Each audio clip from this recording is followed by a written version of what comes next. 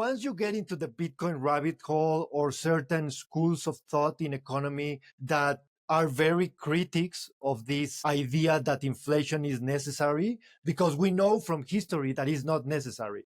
Like we have lived in periods, in historic periods, that we have better money like gold, and actually we had economic structures that were deflationary and that everyone was better off.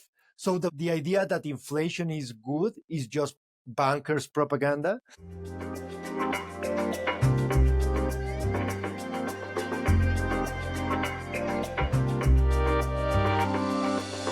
Here we are at the Defiant podcast with Gus Grillasca, who is an artist who has been in the space for, I guess, the better part of 10 years, right? Working primarily on Bitcoin, but also all throughout the space, Ethereum, for example. And so very excited to talk today about art, NFTs, Bitcoin, and then some of the things that are happening in the news. So hi, Gus, and thanks for coming on. Hey, Vinny. Good to see you, and really excited to be here in this new podcast. I feel honored to be part of your guests. Yeah, I mean, we know each other, and I really like your work and the kind of journalism that you do. So I'm super happy to be part of your project. Yes, and here on our Genesis episode, if we can borrow the NFT term. So Gus, you have been in crypto for the better part of a decade now. Can you tell us how you first got interested in blockchain and what brought you on board? Sure. So I started learning about this technology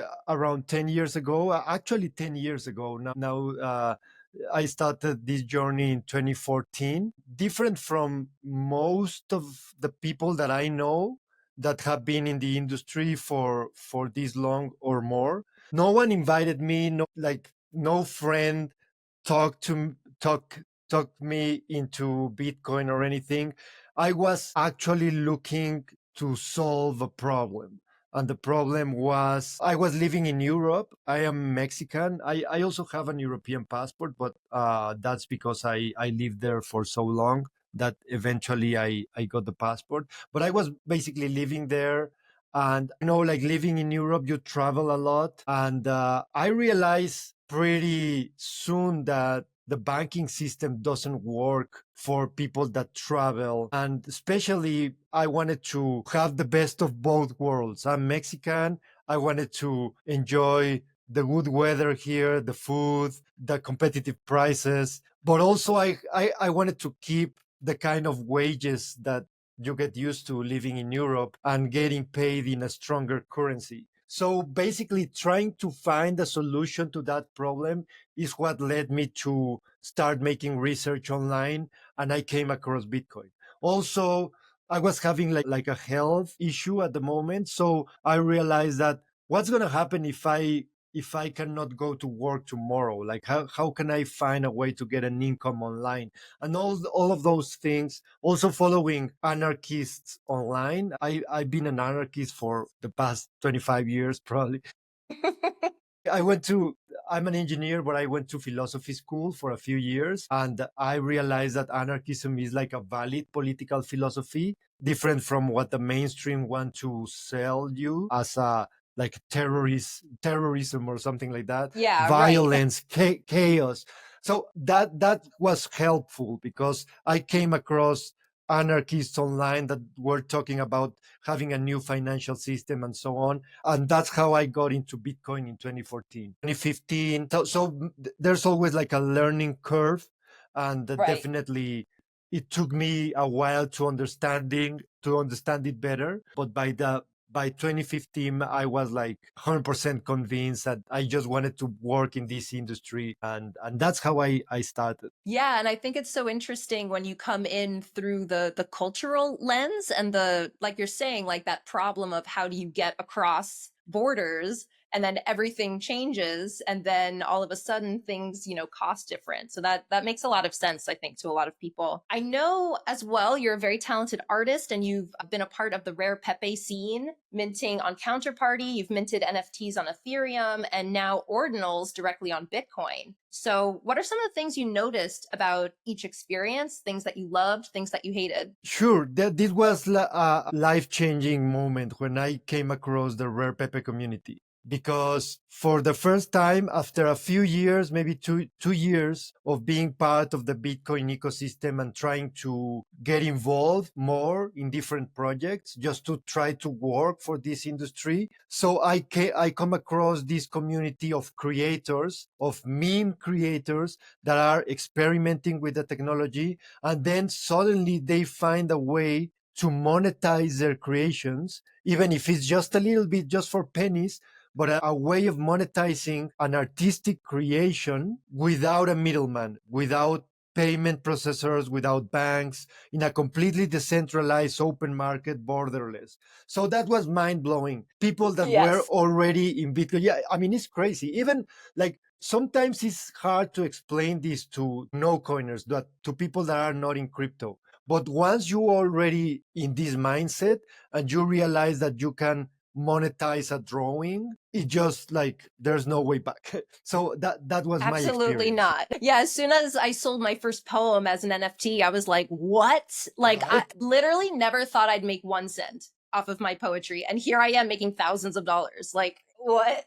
And it's just the concept, the proof of concept, more than like selling for a lot of money. I mean, I know that there's people that make big money with this, and most of the people, like everything else, well, some of them are struggling, some of them are not motivated enough. So you can find all sorts of creators, but the fact that you can get even pennies in exchange for a drawing or a creation or a poem, and then the next morning you just have a little bit more Bitcoin in your wallet, that was mind blowing to me, and that's how I got started in this. So starting with Rare Pepes, this was a community driven project, which still is. Not like this had become a cliche in this industry that everyone talks about community, but this is the real community driven project. Like there are no real CEOs or VCs involved at all. So people just started creating and exchanging and buying and selling memes. So then a couple of years later, the Ethereum community takes over because the Ethereum protocol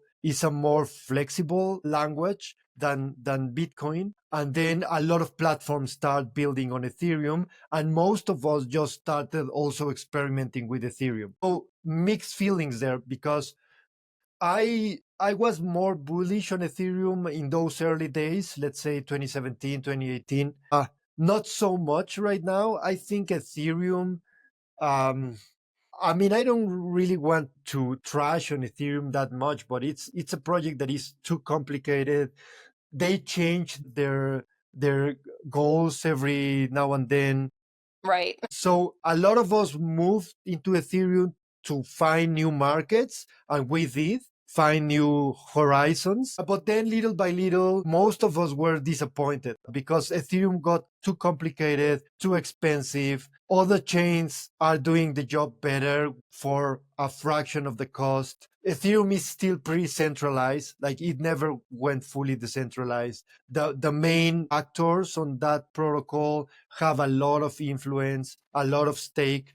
So little by little, I think the momentum of Ethereum have lost most of his advocates. And now we see with this new protocol that you mentioned that came 2, 3 years ago, the ordinals and the inscriptions, a lot of creators moving into that protocol, but it also has some downsides because it's not perfect. I mean, building on Ethereum, on Bitcoin, Bitcoin is not meant to create memes and do a market of memes Right. in its base layer protocol. So most of the people that we still inscribe images on the Bitcoin blockchain is very controversial. It's I see it more like doing graffiti, let's say. Like it doesn't Yes. matter how costly it is, how dangerous, how much backlash you're gonna get. People, creators are still want to do it for the sake of experimenting and putting your art out there, but it's not really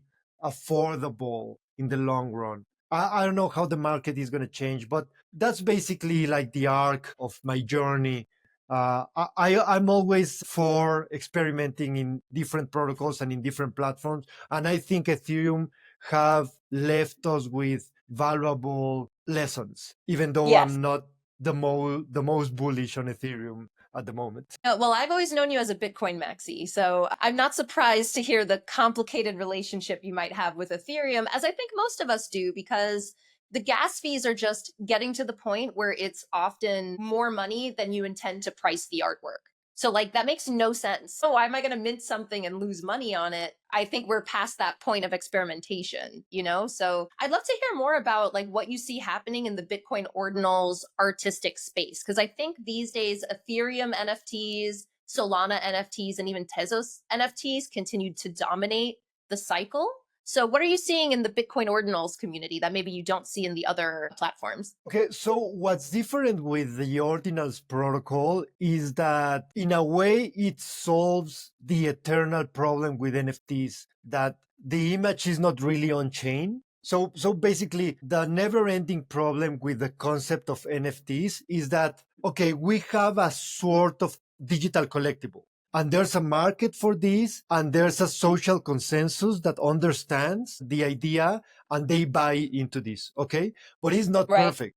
And actually, the feeling of most of us back in 2020, let's say, when the hype started growing because of the pandemic, is that Mhm. the product was not ready yet. It was not a finalized product. That was the general feeling. We were just experimenting. But then Mhm. COVID came along and the market just exploded and everyone was doing NFTs and I don't know, like Paris Hilton and Messi and Yes. everyone, right? So I think that was just too much exuberance and that showed the weak parts of this process of experimenting. And I think that the core part of the problem is that in order to have a solid collectible, you need an ecosystem of protocols that work together in synchrony and they are solid protocols. But we didn't have that. We don't have that yet. Like all the crypto ecosystem, all the crypto industry is under construction.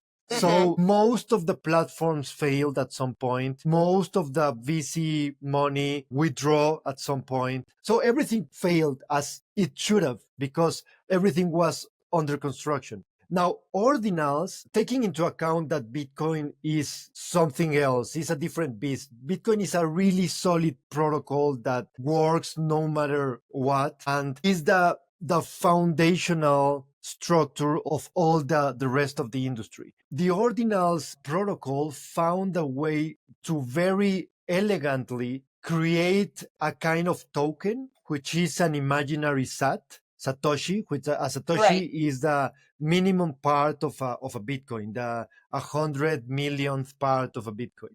So they take this Satoshi, they use it as a token because they realize that the idea, the social construct works. And then instead of uploading the image in some other random network, they actually inscribe it inside the Bitcoin network. So Right. of course, that comes with limitations because the Bitcoin network is not meant to do this. But now you have everything online or on chain. I mean, you have everything in the same network. So this is a way, way better collectible than any other NFT. That's why I am bullish on the idea of having a collectible. But at the same time, this is very controversial with the Bitcoin community. You mentioned that you picture me as a Bitcoin maxi. I'm definitely for many years, I called myself a maxi until a group of more radical maxis kind of kidnapped the term, like the label. And now everyone is a scammer, even us, right? Like, so I don't call myself a maxi anymore because that had become a label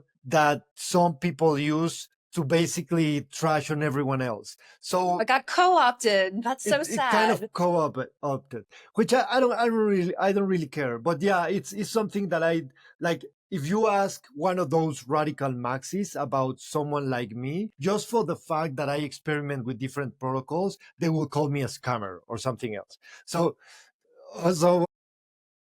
The drama. but in a way, we all agree, maxis or not, we Bitcoiners agree that Bitcoin was not created to upload JPEGs. But at the same time, there's no way to stop it.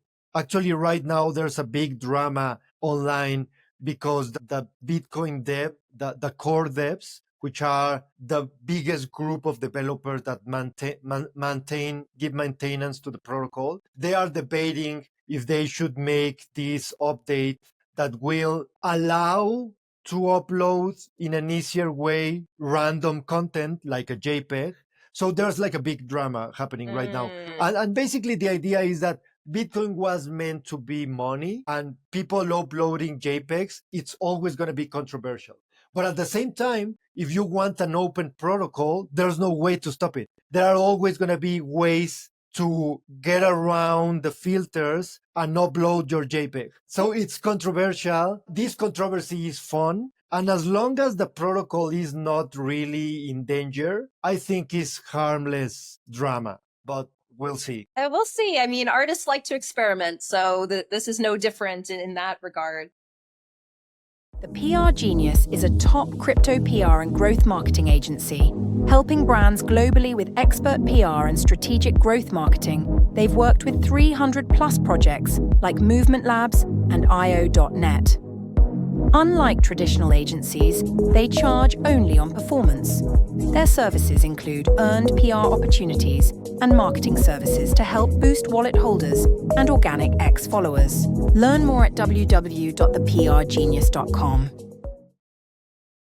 So speaking of Bitcoin Ordinals, why don't we talk about your piece in INFLARE? It was just featured in Denver, The Space by Art of Freedom. Can you tell us a little bit about what this piece, means to you, what inspired it, what's the conversation? Sure. I was invited to this show by the guys of Art of Freedom, which is a podcast organized by Flo Montoya and Rebel Money. There are two Bitcoin artists, really talented. Rebel is from Germany and Flo is from Chile. And they have been, I think, for more than a year now with this podcast, interviewing artists that are aligned with our ideas, not just random artists, but more like Bitcoin artists that are focused on the ideas of freedom that we treasure. And so they came out with the idea of doing an art show that talks about inflation. Why? Because inflation for the general public is like a monetary phenomenon, or like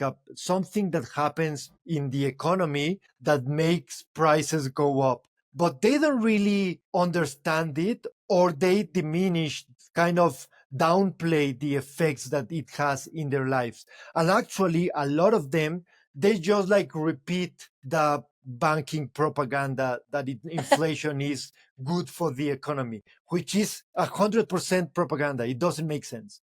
So once you get into the Bitcoin rabbit hole, or certain schools of thought in economy that are very critics of this idea that inflation is necessary, because we know from history that is not necessary.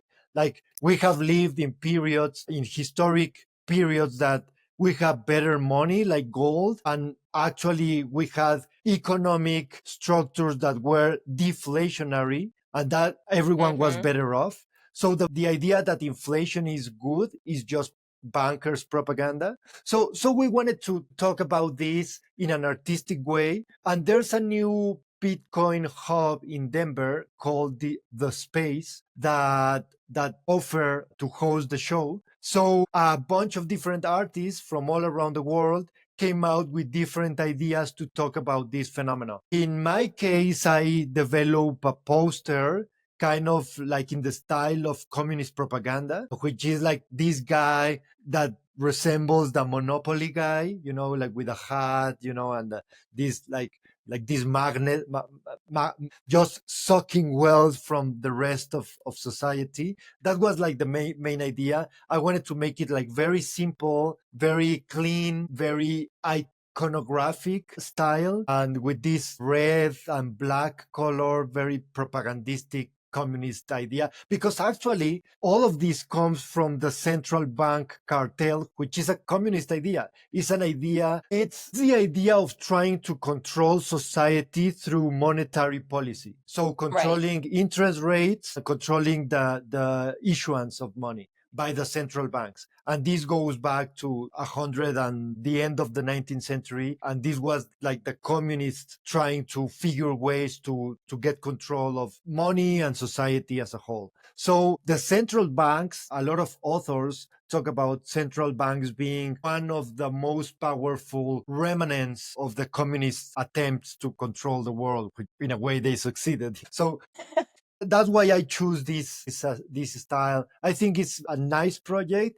I'm looking forward to go to Denver at some point, though I don't have plans yet. The show is going to run for like 6 months, but also all of us and some other artists as well are going to show these same artworks in Las Vegas at the end of this month by the 20th of May. So there's the big Bitcoin conference happening there at the Venetian Hotel. So I'm looking forward. I'm definitely going there. I'm going to be at the art gallery. So I'm looking forward for that event. And you're bringing prints for any curious people who want to collect your work? Of course. Yeah. I'm bringing prints of different artworks and also those posters. And I'm also showing a one-of-one banknote, a new version of my banknotes in the Bitcoin gallery. That's amazing. Okay, that'll be a sight to see for sure. So yeah, let's keep talking a little bit about inflation, just because it's, we're seeing inflation all around the world. We're seeing purchasing power down. People are starting to cut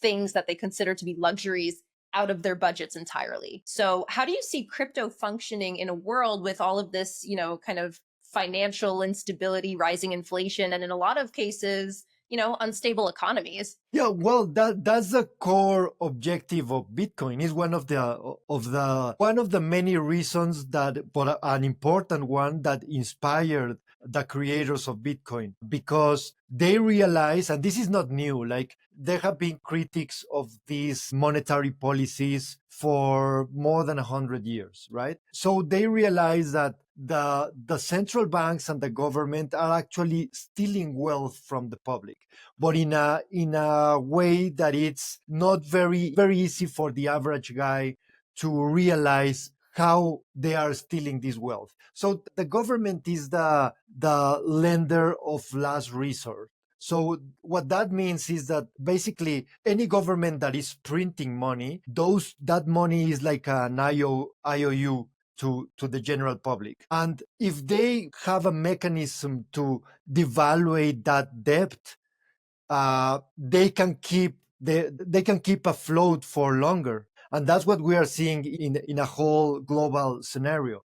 So the US government, as the base currency for the rest of the world, they have a big incentive to increasingly debase their currency to shorten the burden of their debt. And these have like all sorts of different ramifications in all society, and the general public usually see this as a normal phenomenon, but that's basically because most people don't have hard assets to compare what happens when you hold gold or equity in one of the 7 magnificent companies, or real estate that is not that liquid, but at least you can save value in your real estate. But all the good assets are exclusive to a very small percentage of the population.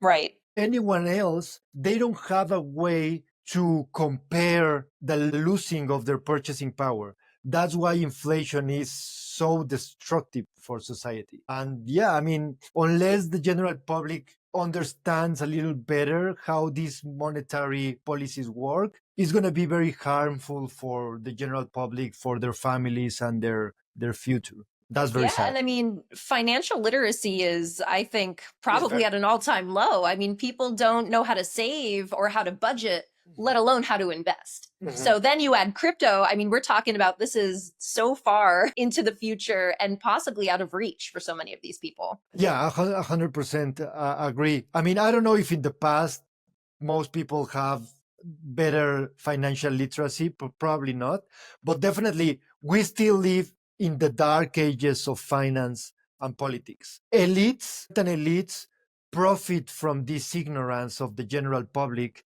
to just get more wealthy. So crypto in general is an industry that in a way tries to tackle this problem. Bitcoin definitely is a safe haven for all of us that are trying to protect our wealth. So a good way of understanding Bitcoin, someone just said recently, I think it was Michael Saylor, he said a bunch of smart guys got together and said, okay, I don't want to lose my money. So what do we do about this? And they came out with Bitcoin. So that's a way of understanding this. And then the whole crypto industry, well, I mean, we can find a lot of things there. There are a lot of scams. There are a lot of basically fintech and startups that are not necessarily decentralized. Some of them are just pump and dump projects. So we need to be aware of that. But I think there are some valuable things in the industry, not just Bitcoin, but Bitcoin is definitely the most important foundational protocol. Yeah,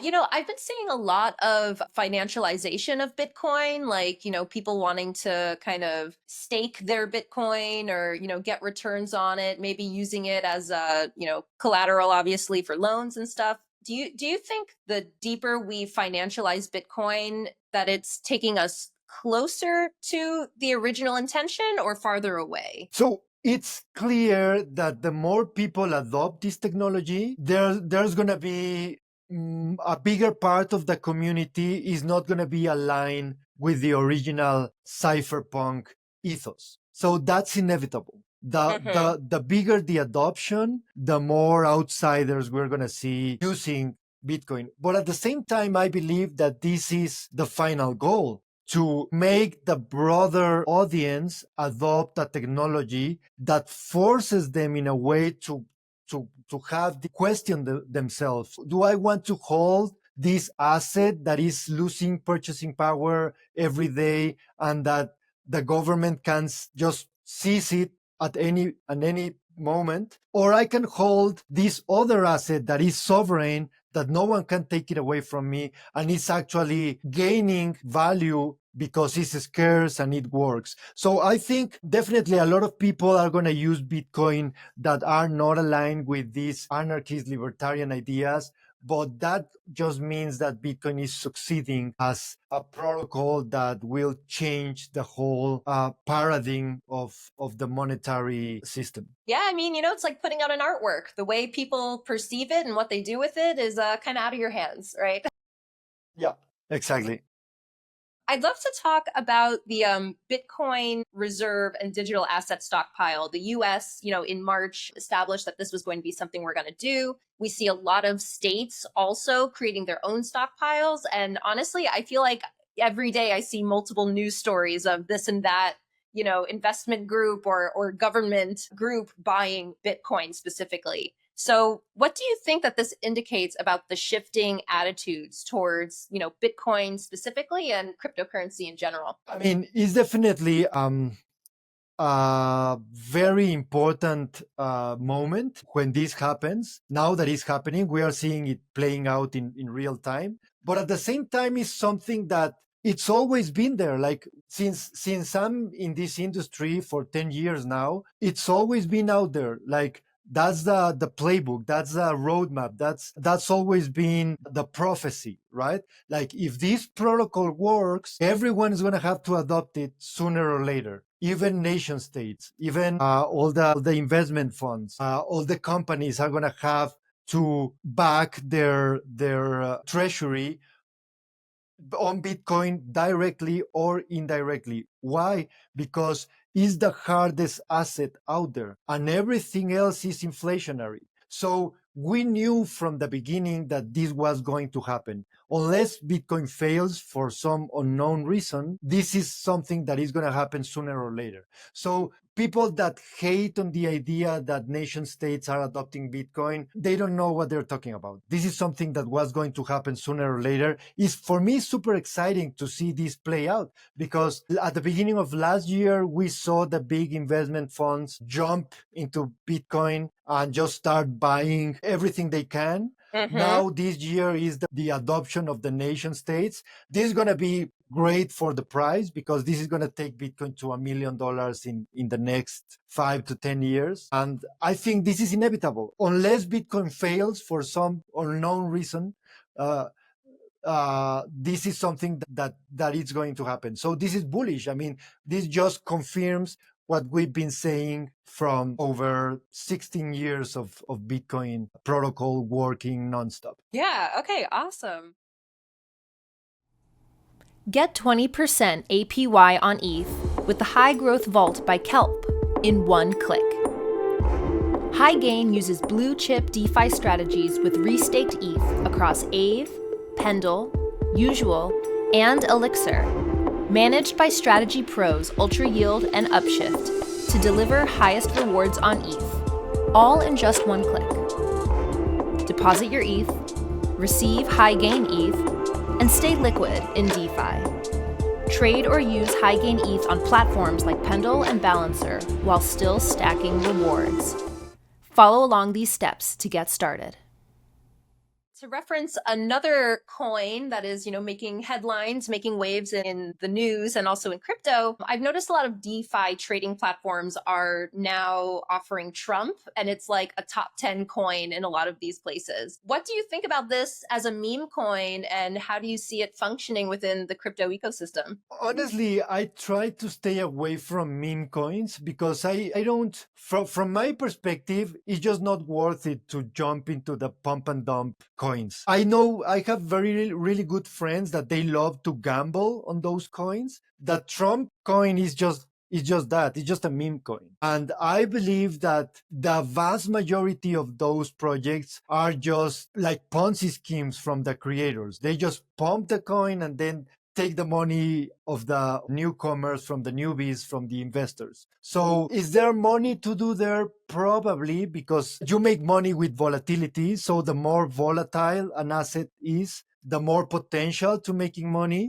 I don't know if that's the kind of business that I like. I'm way more excited about more stable coins, not just like these stable coins, but coins with a more stable value than meme coins. So yeah, I don't know. I mean, in a way, it's good that even the US president is doing these degen practices, because that will really open the markets for experimentation, which that's something that we want, like end with that very restrictive regulation that the Democrats were enforcing, unlawfully enforcing in the general public. So I'm kind of glad that that ended, because now the real creators are gonna experiment. But that also comes with the problem of the scammers and the failed projects and all the BS that we've been seeing, and that's gonna increase. So I'm not bullish, like, just to wrap this up, like, I'm not bullish on meme coins because I don't really care about those. Like, I don't have time to be aping into those pump and dump schemes. Well, then you really have to watch it, right? Like I bought Pepe coin when it first launched, and like it went up a lot and I was like, to the moon, and I didn't sell it. And then it went down and I was like, okay, whatever. And I forgot about it. And then a year later I checked and it was like up, I don't know, something like 400% from when I bought it. And I was like, this really is a reflection of the type of investor I am, though. Like, I'm a long holder. I've been buying Bitcoin for years, and that's it. Like, And that's fun, right? I mean, I agree that's fun. People enjoy it. If you're not hurting anyone, go ahead. And I believe that if you are clear on your project, like the creators of those assets, if they are transparent, they are clear about it. I mean, fine. No one is getting scammed. That's right. different from some maxis, let's say, that, or some traditional investors in traditional finance, that they are completely against these assets because they consider them all scams. I don't think so. That this is inevitable. As soon as we have freedom to create, we have financial freedom. There's no way to stop people from just doing these meme coins. And sometimes, I mean, they're fun. I acknowledge that it's fun to play with this. I just lost some money yesterday on Polymarket because Barcelona, the football team, got eliminated in the Champions League. I mean, that's gambling. It's Yeah. fun. I enjoy it and I lost. I mean, it's my fault. No one to blame here but me, right?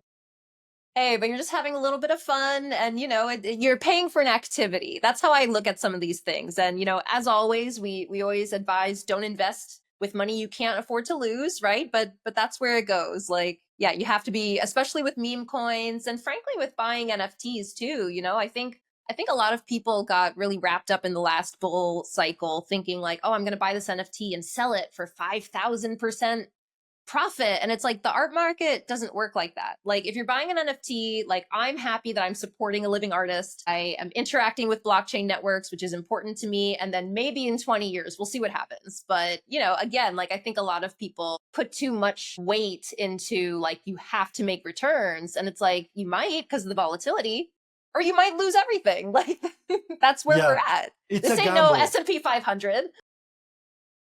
It's a gamble more than an investment, because I mean, if you want to invest in an artist, I mean, you have to do your research in this artist and hold it long term, and that's a bet in his career. But if you just want to flip an NFT, that's gambling. And people that get upset for losing money, I think I mean, that's infantile behavior, because like, I mean, come on, you're playing with magic money on the internet that you get upset. That doesn't make sense, right? The brand NFT is in big trouble. I think is losing badly, because I think we haven't recovered from the big, huge exuberance of 2021. We are still in a correction from that huge excess of exuberance. So I don't know if the brand NFT is going to survive. I see more and more projects failing every day. But that's not to say that the idea of an digital collectible is going to go away. So I want to be very clear on this. The idea of holding, trading, crafting, inheriting a digital collectible, that's not going to go away. Here, Right. that idea, it's a building block of cyberspace. So unless we see the zombie apocalypse, that idea is not going away. And I believe that the people that are really interested in that fundamental premise should keep looking, should keep being part of these communities and find the best communities and the best artifacts to hold, to collect, to trade, create. Because that's what I am bullish on. The concept, the idea of having a digital object of sovereign private property. That's super important. That's not going to go away, even if the brand NFT completely disappears. Yeah, which is we'll just call it something else. I mean, it's possible. Yeah, let's just call it something else. Which, I think people have been saying for a couple of years, right? Because, once you get bad press on something, like it kind of totally like makes it disorienting to people who I think would love NFTs and love collectibles. I mean, I've bought artwork on Tezos for, $1. Like people have this idea that you have to have so much money and so much intention and art history knowledge in order to buy NFTs. Like the point of it started very silly, I think. Like, how do you authenticate your digital work on the internet? And then most of these artists were sharing them, making money was never really the goal at the very beginning. So yeah, like you said, I agree. I think these are here to stay. What we call them and what we look like, that's going to be what the question is, the unknown. Yeah, definitely. I'd love to talk about cryptocurrency in Latin America, because we were talking about volatility, we were talking about inflation. One of our earliest conversations, I remember, it really shook my world because I said, how could people in Latin America be interested in Bitcoin when it's, a lot of people generally have less to invest and it's like a very risky asset, as compared to when I'm thinking about the, maybe the guy in his teens who's like having fun with internet money, as we have said.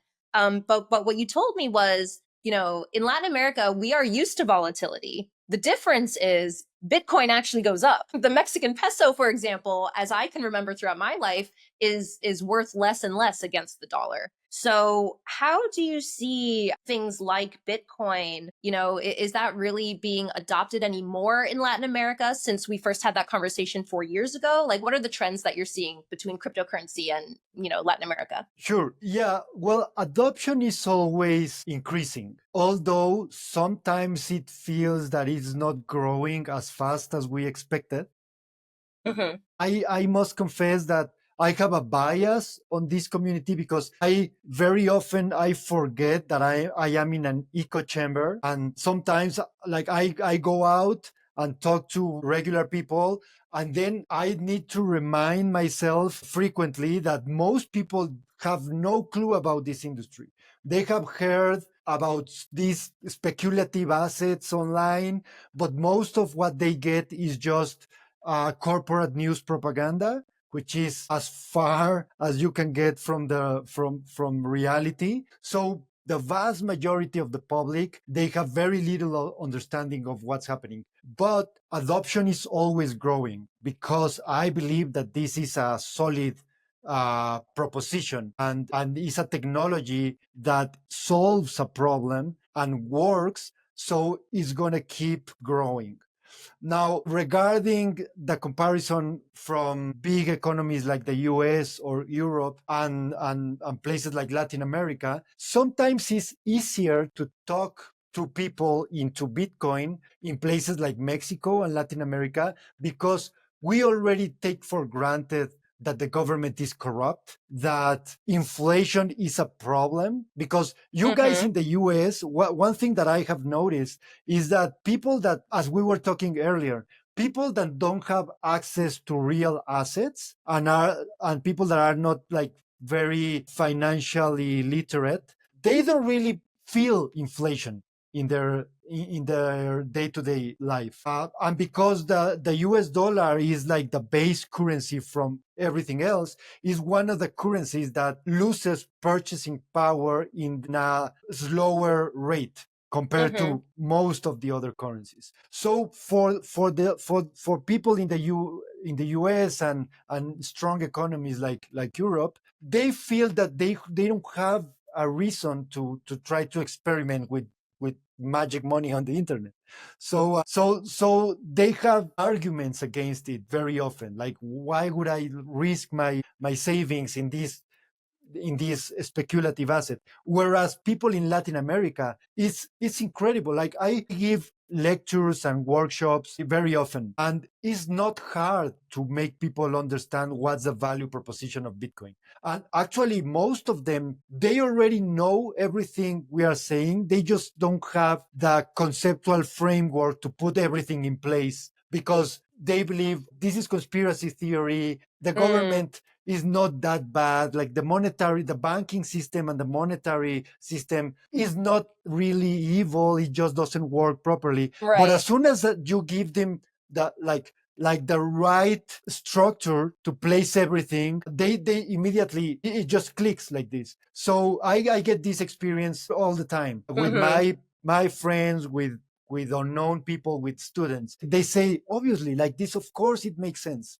Like, probably if you're a newbie on this industry, you're not just going to put everything on Bitcoin, which is what I always advise. Like, you need to learn little by little and experiment, because you might make some mistakes along the way and you don't want to lose your investment fund. Right. But the core ideas that are going to lead you to understanding where we are in this time and place in history, and what are the alternatives, and why Bitcoin is powerful, and why this industry is going to take over traditional finance. Those fundamentals are very easy to understand from people in Latin America. And I think in general and in the developing world, or like not so developed economies, it's just easier for them to understand. Yeah, absolutely. And I think it's, when I think about crypto, I am so enamored by how so many different people from different places and different ideologies can all find something within the technology and within the space that speaks to them. And, personally, being half Mexican myself, I do really think that this technology is going to help people in Latin America to save, to build wealth, to have that kind of, stability where they can go across borders, like we were talking about at the very beginning, because it's harder for them to have it as is. And crypto can really revolutionize just the ways in which these people live and build wealth and, ideally pass it on to their children and grandchildren. And it will, yeah. I mean, it's gonna take time, maybe a little bit more time that we will like. Sometimes we get impatient, but the learning curve is still high for the general public. So it's going to take time, and the technology also needs to get more friendly, and that's not that easy. But we're going to get there. I think it's inevitable. Goat Network is the first sustainable BTC yield chain powered by decentralized sequencers using multi-coin POS. Goat's mission is to transform BTC and Doge from passive holdings into active, yield-generating assets through a one-of-a-kind economic model that tokenizes sequencer revenues, unlocking the full potential of BTC-Fi and meme-Fi in a way that's never been done before, and creating new yield opportunities for Bitcoin and Dogecoin holders. Supply BTC or Doge, earn BTC in perpetuity. Get started through our user rewards onboarding portal, onepiece.goat.network. This reminds me of your piece, Fierro Viejo, which you minted in May of 2022. This project, I have had a soft spot for it because it's kind of like going into the world of intellectual property. But can you tell the audience a little bit about this piece, what the cultural significance of it, and what was the negotiation that you co-created this piece with? Sure. I think that has been one of the most important projects that I've been part of for many reasons. One of the reasons is because it touches it clicks all the boxes of the things that I'm interested and that I think are important for me, for society, for finance, for this historic revolution. To give a general idea of what it is, there's a very famous recording in Mexico and in other parts of Latin America about these guys that buy and sell waste, basically. So they go around trucks in the streets of Mexico and they buy you, or they just pick up anything that you don't need anymore and they think they can resell for pennies. Mainly old, let's say, iron or metal structures, but not just that, basically anything. These guys recorded a very peculiar song almost 15 or more than 15 years ago, and this recording became a meme. It's super famous. Everyone have heard it, and it's funny because these guys come from a very challenged community, a very poor community in the suburbs of Mexico City. They have very little or almost none formal education. So they became super famous because of this recording, but they have not been able to monetize their fame because they need to go to all this hustle of copyright and intellectual property, and then going after people trying to use this recording to put it on documentaries, on music videos, on whatever, you name it, because it's a very famous recording and a lot of people use it every day. Even like all the people that work in this business, they use it to advertise. Right, so the competitors. Yeah, the competitors. Literally the competitors.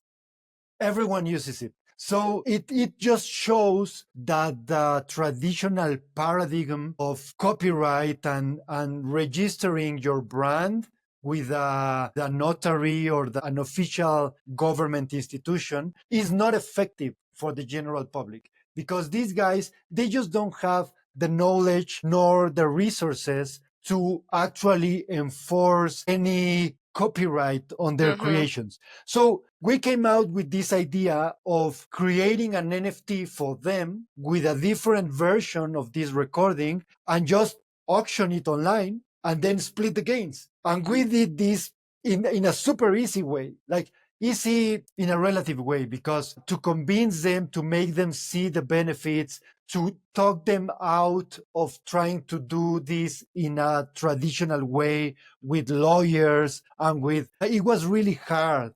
And actually we ended up like hiring lawyers to show them. But at the end of the journey, I think I was successful in showing them and other people how easy it would have been to just create an NFT and sell it, and we don't have to go through government institutions and anything, right?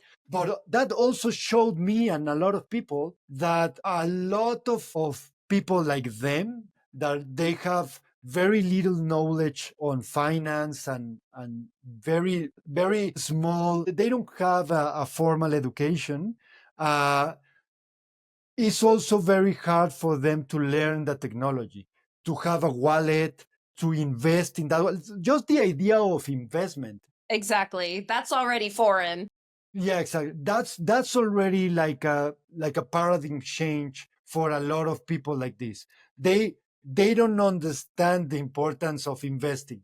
So they live paycheck to paycheck. Every time they get a new job, or they get paid royalties for a sponsorship or a TV commercial or anything, they just spend the money. So the lack of knowledge is way more fundamental than switching from one monetary paradigm to another one. So that was also eye-opening to me on how far we are as a global society to just understand finance in general, right? So we are Yeah. very privileged to live in a family or in a society that understands the importance of basic concepts like, well, savings, investing. Yeah, like don't spend all your money is one, which I know it's hard when you're living paycheck to paycheck. It can feel impossible to save money. I have totally been there and I know how hard that is. But there are also stories of people, save $5 a month and then see what happens. I mean, if you had put $5 into Bitcoin in 2011, but we won't talk about that.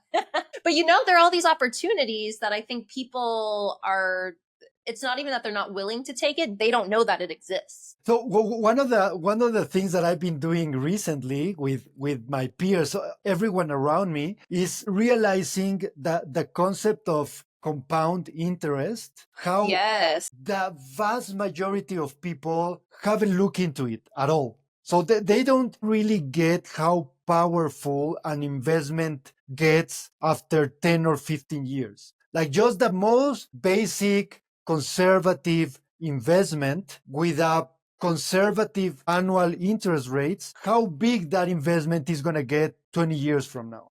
So the people don't realize that after certain amount of cycles, the gains just get exponential. And Right. this is a very, very basic concept that the vast majority of people, even professionals, people with college education, they don't understand. They haven't looked into it. It's not because it's rocket science, it's because they just haven't looked into it. So recently, for the past couple of months, I've been doing this experiment. I talk to people around me, educated people, and I go like, do you understand that you can just like duplicate any investment in 8 years with any regular investment fund, APY or anything? They haven't looked into this. So it's incredible, right? Wow. Yeah, truly. There's so much to know. And hopefully we're getting them into the investment and eventually into Bitcoin. I'd love to talk a little bit about some current events. And so one is, the Pectra update just launched today on Ethereum. So it's the biggest thing basically since the merge. And we also have a blog post from Monday of Vitalik Buterin saying,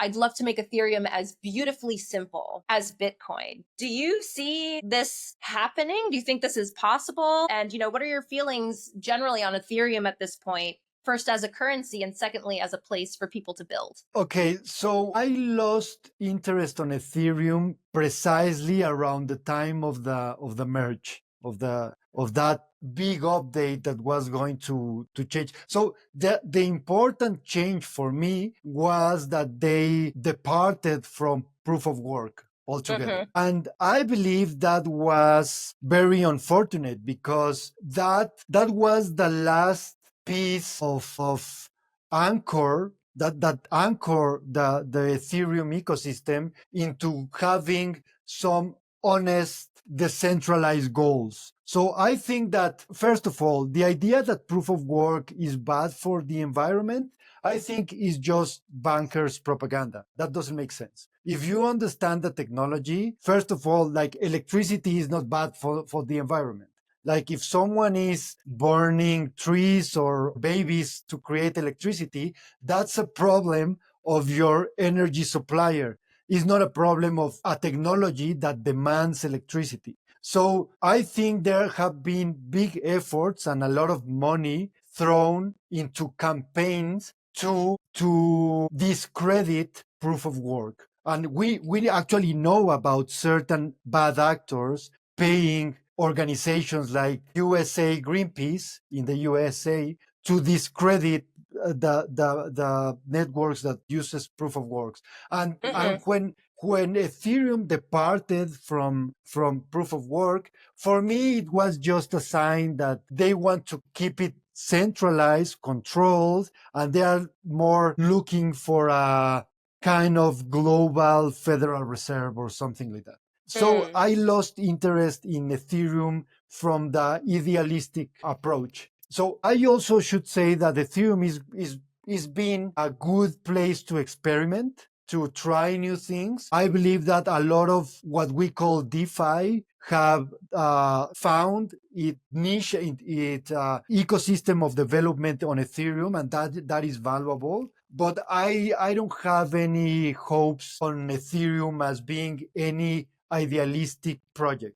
So everything else, all the other goals that they had at some point, like being super hard money or world computer, they have just abandoned all those goals, and they just keep changing the goals and the roadmap. So it's not hard money, it's not deflationary, I don't know if it's going to be a competitive world computer. So after the merge, I just stopped following the day-to-day news of Ethereum. Also, I used to be like, I gave some lectures on Ethereum. I have some, I don't know if they're still online, but I have some online lectures on the history of Ethereum, how to deploy smart contracts with Solidity. Like, I really got into it some years ago, but after they abandoned proof of work, it's just that for me, it was a sign that they're not being honest, and they're more like politicians. I think Vitalik and the Ethereum Foundation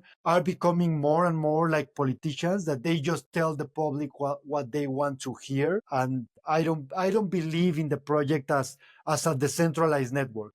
Maybe they will become like a global central bank, probably. Maybe that's what the public needs, some permissioned network, and that's what they are becoming. And from an idealistic perspective, I'm just not that, it's not interesting for me anymore. Yeah, that makes sense. And I'd love to hear too, one of the big points that I remember learning about Bitcoin early on was the ability for people to stay anonymous or pseudonymous when they're interacting with, the blockchain, specifically for transactions. But then we have privacy coins that take it, another step further, where you can't even see the amounts, the what wallet address went where. But privacy coins have been in the news a lot lately because it's used often for money laundering. And now we have the EU saying that they want to ban privacy coins, the use of privacy coins, by 2027. So, do you see any value in privacy coins outside of this more, kind of bad news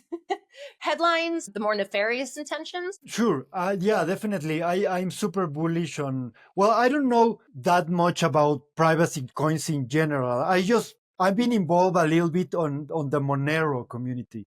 That's Right. that's the one project that I try to follow a little bit, although I'm not that knowledgeable about the specifics, and I don't follow the news every day about Monero as I do with Bitcoin. But that's a community that I value, that I understand. I believe that Bitcoin should move more into that direction. Actually, that was something that Satoshi Nakamoto said before disappearing. Bitcoin should work more into building privacy into the layer one. And for some reason that we can get a little conspiratorial, for some reason the core devs they don't seem to be that interested in pushing those updates into making Bitcoin more private. But my feeling would be that you need a balance. And I think the general public, and especially the governments, are not prepared to have this conversation that the general public needs more privacy. They just don't understand why. What makes you say And that? I believe that not because they are necessarily bad actors. They don't see, the general public don't see the need for privacy yet. Right. I think they will understand it the hard way eventually, but they don't see it now. So maybe I think sometimes that the strategy of some of the Bitcoin developers is to, okay, the general public is not ready for this, so let's not go too radical on privacy. I don't know the reasons, but I think that Bitcoin should move more into that direction. And Monero, I'm in contact with people on the Monero community. There's a conference in Mexico every year called Monerotopia. And I attended last year. It was fabulous. I learned a lot of things.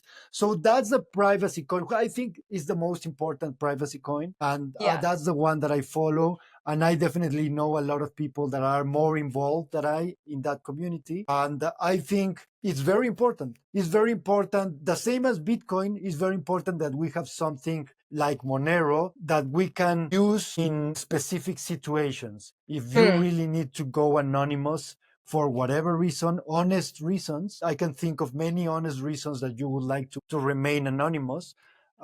We should definitely always have something like Monero. If the UAU ban privacy coins or whatever, I think that just proves the point why we need those coins. So I think that should be an incentive for us to use them more and to learn how to use them despite the regulation. So yeah, and I I'm think bullish. privacy is a great thing to bring up, right? Because we do live in this world where it's starting to feel like I'm watched by everything and my phone is listening, and like we're seeing like less and less privacy as time goes on. So I think that's really interesting in the same sense that having currency and the fact that the crypto community, we don't have just one currency, we have all these currencies that help to like enable us to follow our ideologies, including our pursuit of privacy. I think that's a great thing. Yeah, and most people fail to see how important is privacy, because so we learned in the past few years, at least in social media, that people don't really care if They're like, put all my data on Facebook. Yeah, exactly. I don't care. If I'm on my underwear and that picture get leaked, like people don't really care about that. But the moment the government gets authoritarian, gets like show its real colors and go after you, if you don't have these tools, you're screwed. And I think there's people doing important jobs at like reporters or just people trying to protect their wealth.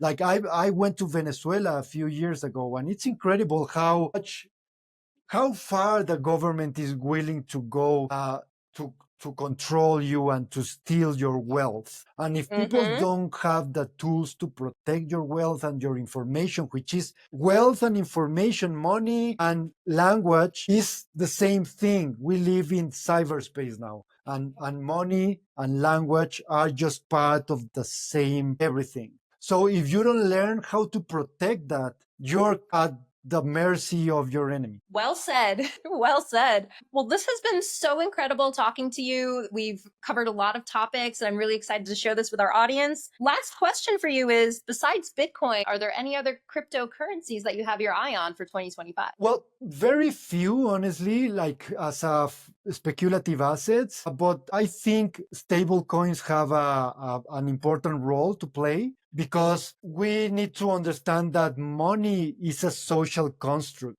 So no matter how good certain money is, like gold, most people are going to use cheap money like the Mexican peso, right? So we need to understand that the most common language is stable coins. So I definitely see a very powerful use case for stable coins. So I've been experimenting with some of those. I mean, Tether, even though it's a centralized, huge corporation, but they are doing an important job at creating a global stablecoin with the US dollar. And also they have also other assets pegged to, let's say, gold. So they have this Tether Gold. So I think those assets are important because Bitcoin goes through cycles. And when we enter a bear market, you also want to hold an asset that is not losing purchasing power every day because we Hmm. all have expenses. So I'm bullish on stable coins. I also see a lot of products being on the works, like loans and also like liquidity pools that pays you an annual revenue for providing liquidity. I'm super bullish on all those projects. I don't go degen on those like every day, but I try to keep an eye on those projects because I do believe, like as you mentioned earlier, that a lot of products like banking services are being built right now from decentralized finance, but also from centralized and traditional finance. So Yes. we want loans. We want our Bitcoin as collateral to have liquidity on certain things. You don't want to spend your Bitcoin in your groceries. Maybe you can get a Right. loan and spend on your groceries and then repay that loan when Bitcoin is twice the price or whatever. So that's super important. All those financial products that are being built today, I think we're going to see those benefits in 5, 10, 15 years. So I keep an eye on stable coins or tokens that give you access to financial products. I'm bullish on those for sure. Amazing. Well, Gus Grillasca, thank you for joining the Defiant podcast. It's been so wonderful talking to you, and can't wait to get some people out there to Denver and Las Vegas to see your work. Yeah, thank you very much. Thanks for having me. Thanks for talking to your audience about me. And best of lucks with this project. I mean, I'm really excited. I know as a fact that you're very talented, and I'm sure that you're gonna do great with your project. Yeah, we're going to keep the degens alive and well here in DeFi.